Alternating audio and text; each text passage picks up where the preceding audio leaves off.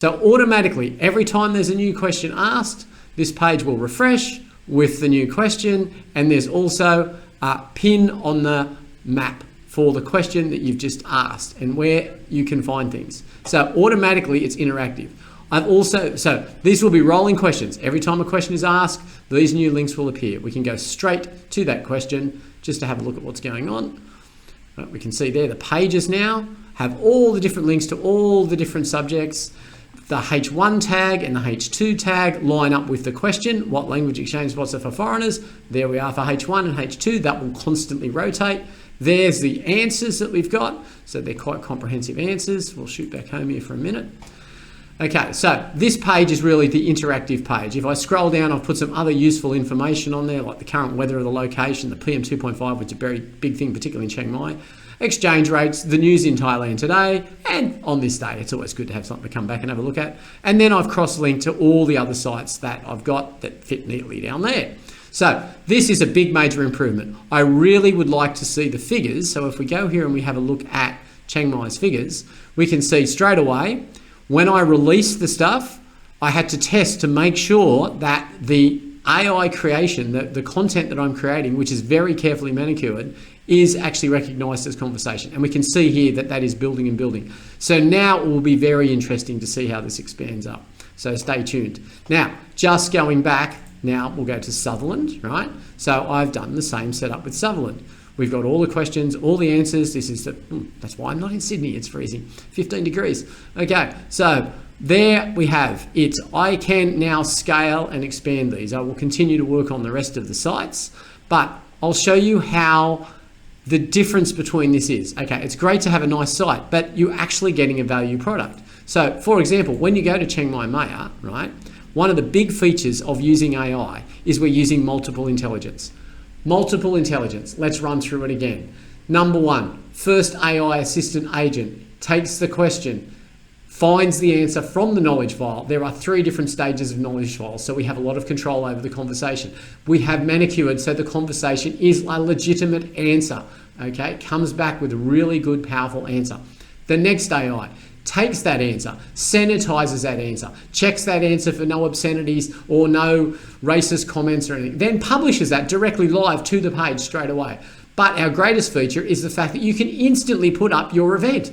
It does the same thing. It's a really strict AI that goes through and then publishes your event. So in this interface that I built back down here, let me just grab some questions and I just want to show an example.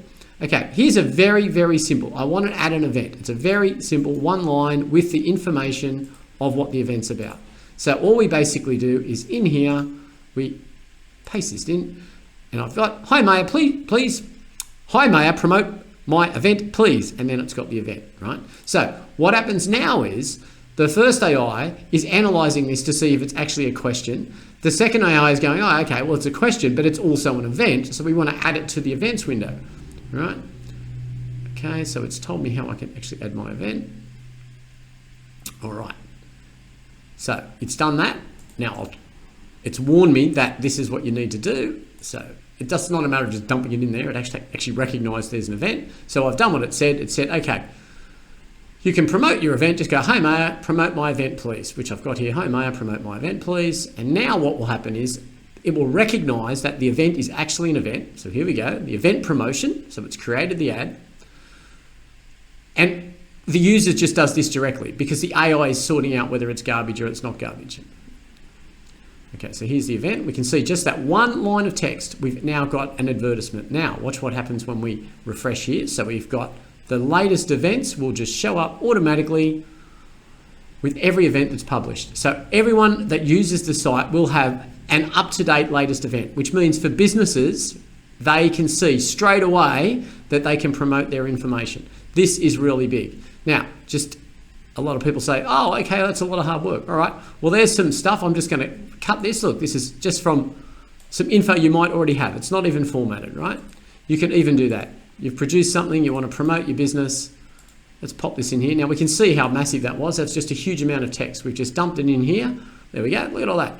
It's put it into some form of order. It's even got the coordinates where the convention center is. It's got all the information. Now the AI can sit there and work out, is this actually an event? If it's an event, let's create ad for the event. And that way we can actually put it out. Great news, your event has been successfully promoted, all right?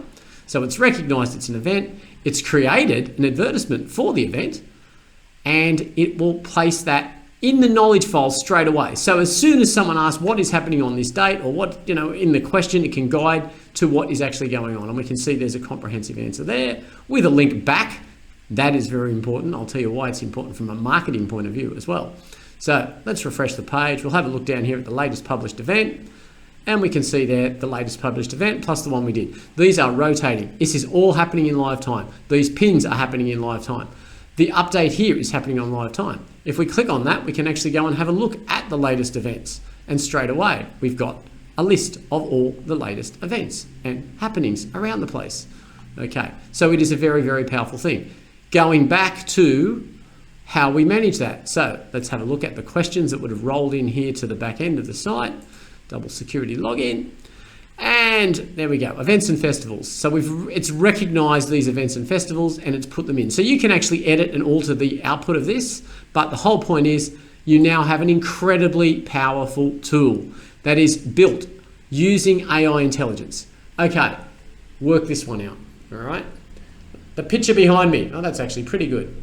Now, at the moment, if you wanted to start, let's say, how do I do my hand? That way, that was good. If you wanted to start a directory site before AI, and you wanted it to be as efficient as this, right?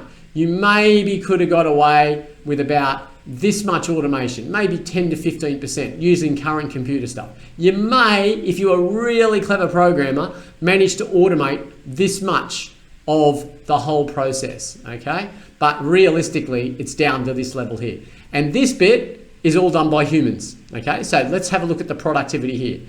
With the invention, with my solution that I've spent a long time building, we are now this much automated, okay? All of this is automated. My hands are going everywhere. All of this is automated, and this little bit is done by the humans, okay? So you apply that to any business. If you have a productivity jump from there to here, you would have to be really silly not to be able to do well out of that. So if we take these sites as an example, I'll keep running and we'll keep explaining how they're going in the ether, but the productivity of using intelligence, using AI intelligence to compensate for what the humans do, all the boring stuff, answering the questions, creating the pages, sorting out the events, okay? What we can also do now, if you can imagine, is when people use this and local businesses use this, they can see their business are being referred by the AI. The AI is saying, hey, here's your coffee shop.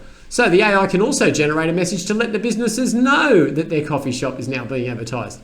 Up to them whether they want to be involved, but it really does take automation and the way you can do things, buying intelligence, to the next level. So we are right at the beginning. We can see in retrospect, 1 year ago, things are rocketing along, and like I said, with the release of Grok-4 yesterday, we now are getting very, very close to an amazing amount of intelligence.